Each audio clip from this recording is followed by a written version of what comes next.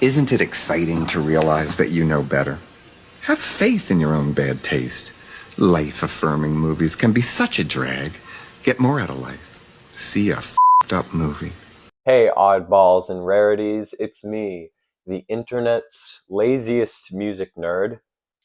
That's right, this has been a music review channel the entire time. I've just never gotten around to it. One time I was at a coffee shop by myself, which gave me no choice but to eavesdrop on the conversations of the people around me.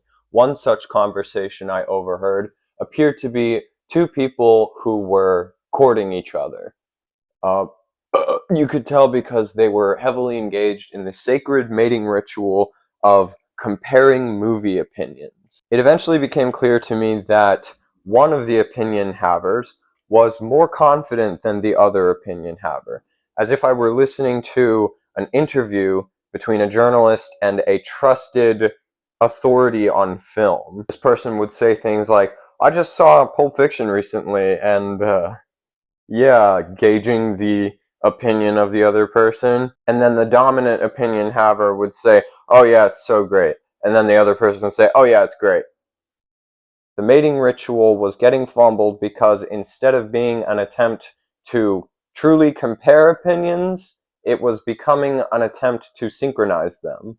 And I really saw a part of myself in the less confident person, and I wanted to just reach across the diner table, just straight across my omelet, knock my coffee cup over, grab them by the shoulders and say, "Sweetheart, it's okay to think Pulp Fiction is overrated. It's also okay to sincerely enjoy Pulp Fiction. It's okay to be indifferent on Pulp Fiction. It's okay to hate Pulp Fiction." I used to feel so controlled by other people's opinions. I would watch a movie or listen to an album, have absolutely no idea how I felt about it until I sought clarity from YMS or Anthony Fantano. I would become appalled when people didn't care for Martin Scorsese movies that I had never seen. Or I would become judgmental when they would say that they enjoyed certain Chance the Rapper albums that I had also never listened to. At a certain point, I started to wonder, why am I suddenly incapable of enjoying anything? And it was because I needed a stamp of approval before going into anything so that I would know that I wouldn't come out of it with wrong opinions. I knew that it was okay for me to enjoy In the Airplane Over the Sea going into it, but if you show me something that I've never heard of before, I'm going to go into it hypercritical. And if I start to recognize elements that have gotten other projects criticized by my favorite critics, I'm going to start actively looking for reasons to dislike it, lest my favorite critics criticize me. But as the years have gone by, and the gray hairs have begun growing from my head, I believe that I have learned more or less how to remove my skeptical spectacles and simply enjoy the ride. And right now, it looks like Shotgun has got your name written all over it. Get in, loser. We're going to add confidence to our opinions.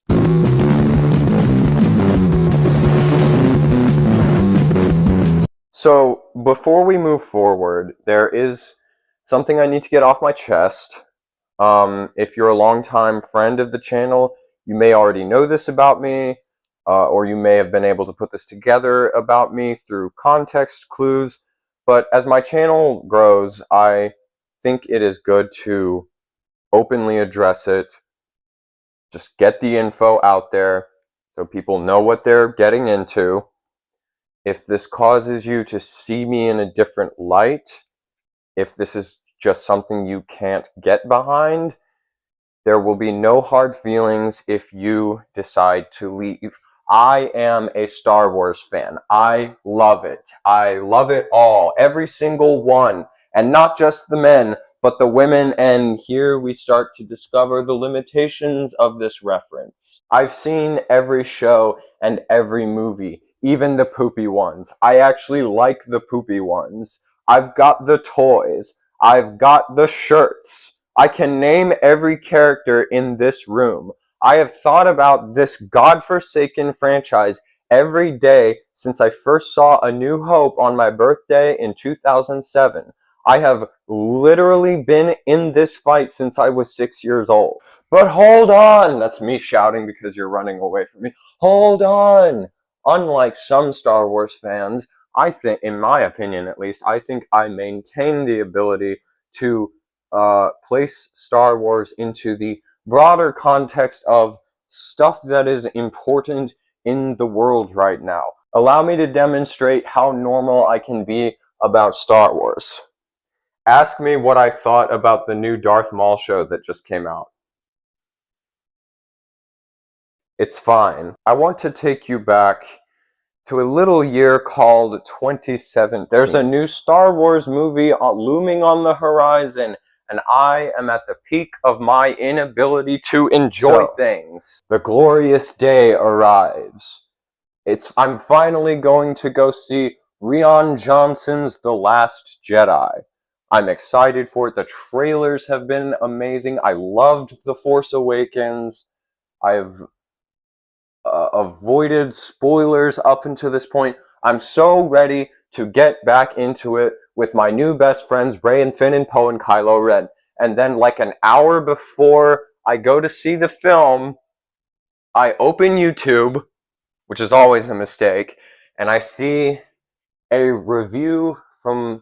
text post from one of the critics I follow, and I read the words, "Just saw Last Jedi, and it was okay, but," and I turned my phone off, and I said, I've got a bad feeling about this. I sat there for 2 hours not enjoying a Star Wars movie for the first time in my life. It had too many jokes. It relied too heavily on CGI. It was too different from other Star Wars movies, searching for all these different reasons why I felt like I wasn't supposed to like it. I had officially had a bad time. I left that theater a shell of the Star Wars fan I once was. I'd had such a bad time that the next year, I didn't even go see the Star Wars that was in the theater. Instead, I jumped right to the reviews, which were pretty bad. And I decided that it was not worth my time. My inner child went malnourished for a year. Fast forward to 2019. Now in 2019, something interesting happens. And I promise I'm going to stop talking about Star Wars soon. Just bear with me. In 2019, Star Wars gets its first ever live action television show. And it is good. It is really good. It is so good, in fact, that we're now dealing with the repercussions of it being good. Because we can't have one nice thing, we need to have a million nice things. Basically, I'm finally in the mood for Star Wars again. And there's a new movie coming. And oh boy, this is the big one. This is the grand finale. After 40 years, the saga will finally be complete for a third time. If you don't like it, you will never like Star Wars again. And I went to see it. And I liked it a lot. Now, this movie has a bit of a reputation. Specifically, it has a reputation for being the unequivocal worst Star Wars movie ever made, the worst J.J. Abrams movie ever made, and potentially one of the worst movies ever made, period. The critics demolished it, the fans crucified it, the non-fans didn't even watch it. Everyone hated this movie. Except for me. I had a phenomenal time watching it. I laughed watching it. I cried watching it. I felt like a kid again watching it. And in doing so, I had brought one of my biggest nightmares to full breathing life. I had sincerely enjoyed a bad movie. Upon realizing I had done this, I began to wonder, how could this have happened? How could I be so blind? Of course the story is hilariously contrived. Of course the fan service is hilariously desperate. Shouldn't I have been finely attuned to this as a self-respecting student of the arts? Have I set myself up for public ridicule? And then I realized the strangest thing. I didn't care. I could very well denounce the film and self-flagellate for my failure as a critic, or I could plead ironic enjoyment, or I could just be happy about a movie I liked and continue to enjoy it. I think this was a key moment where I began to become more confident in my taste, ironically. Because while I could understand why other people didn't like it, even I can admit there's some unforgivably stupid stuff in that movie, it was undeniable there was something I liked about it. And instead of seeing that as a shortcoming on my part, I choose to see it as something that makes my perspective more unique. Not a lot of people have nice things to say about the rise of Skywalker. I think one of the reasons I finally felt free to have such an unpopular opinion was because I wasn't thinking about whether it was good or bad. I was simply thinking about what I liked about it versus what I didn't like about it. And I think that's a much healthier way to approach art, whether you're watching something, listening to something, or looking at paintings in a museum. Trying to figure out whether or not they are good or bad is a waste of your time, because those are individual ideals. It's much more valuable to figure out what you like versus what you don't like. I think that's a huge part of taste confidence, becoming better at articulating to yourself what speaks to you and what doesn't. I like Rise of Skywalker. I think it's very visually appealing with its practical effects and its stark color contrasts and its sweeping wide shots. I think it's well paced. The whole thing takes place over the course of like one day, which is very reminiscent of classic Star Wars to me. I think the film is funny.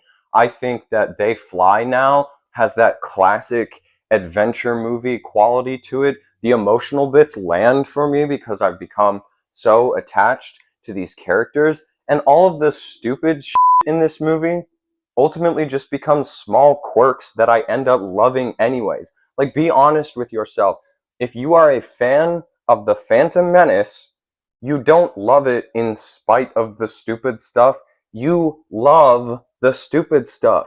You love My Bones Are Aching, A Storm's Coming. How is that any better than Somehow Palpatine Returned? It's just little things that make the movie more memorable. So you see, I have my reasons for liking this film, and you're more than welcome to disagree with me, but can you tell me that I'm wrong? Are those not reasons why someone could ostensibly enjoy a film? And it's not even about having a solid defense for when people attack your opinions. It's about understanding how, why, and what you feel when you experience art. We achieve confidence by knowing what we're talking about, right? And this applies to knowing how we feel about how we perceive art. But if you want to take it a step further, casting a much wider net in terms of what kind of art you take in is a really good way to find more confidence in your opinions. When I say that I love Star Wars and Lord of the Rings, I'm not saying it as someone who has only ever watched Star Wars and Lord of the Rings. When I say I like the Beatles, I'm not saying that as someone who has only ever listened to the Beatles. I'm saying these things as someone who has made it a priority to take in movies and music and theater and poetry and all kinds of different art across different countries and time periods. I know that Rise of Skywalker ain't exactly Citizen Kane. I've seen Citizen Kane. Another good way to speak with slightly more authority is to get a better understanding of what exactly goes into the making of something. There's this song called Don't Cry by Jay Dilla. Now, let's say you know nothing about Jay Dilla. Let's say you know nothing about beat making or sampling or plunderphonics, and you hear this song.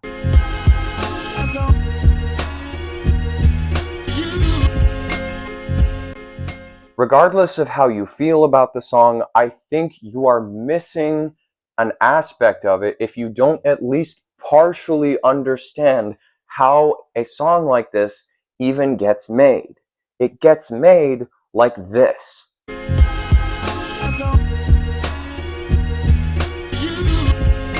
This is like magic to me. For context, this is how the song Cream by Wu-Tang was made.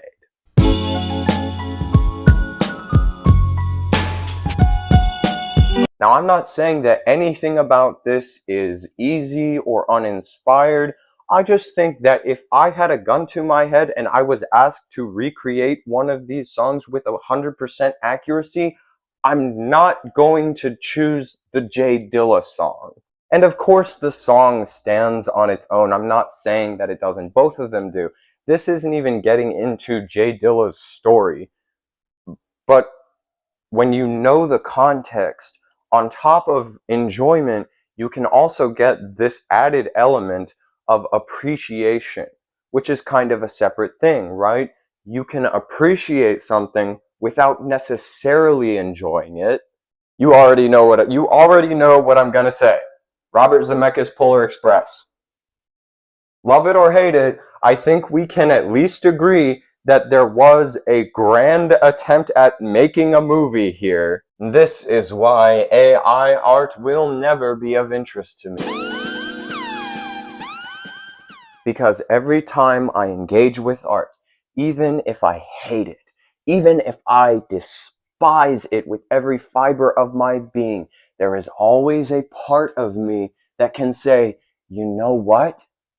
I've made movies before. I have made music before. I have acted on stage in community theater. I have danced before. I have skated before. I have written poems before. I know that that stuff takes incredible effort. With AI art, you've removed all possible reasons for me to even appreciate it, let alone enjoy it like, oh, it looks and sounds like shit, and you put no effort into it? Cool. And you took a year off of Earth's life by making it? Awesome. Great. Give me more of that. Thank you so much for the 80-degree weather in April, followed swiftly by a freeze warning the very next day. That's normal. I'm so glad I live in this timeline. If we're talking about taste, personally, those would be some of the main things that would be most likely to turn me off from a project, but I encourage you to come to your own conclusions. For the sake of fairness, I should also point out that every studio film is probably bad for the environment in some way. I don't know, I feel like there are ways you could be less overt in your apathy.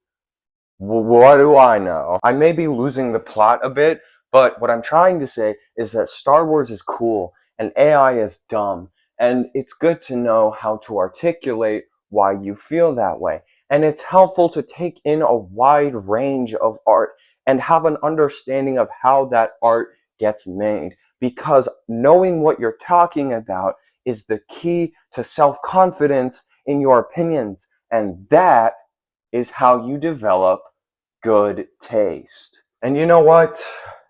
If all else fails, you know what might be helpful? Taking a break from those critics. Art critique is an important job, but if it's dictating how you engage with art, maybe you need to journey out on your own for a bit. It's like Rumspringa. You know, this is what we've taught you. Go out into the world and come to your own conclusions. Nowadays, on the occasion that I will watch something like a needle drop video, it is because I am curious to know what Anthony Fantano thought of that album, rather than trying to inform myself how I feel about it. That's literally what it is there for. Y'all know this is just his opinion, right? No one has the authority to decide whether No one has the authority to decide what is objectively good or objectively bad. All you can do is search deep within yourself and ask yourself, am I feeling this? But what do you guys think? What are your unpopular art opinions?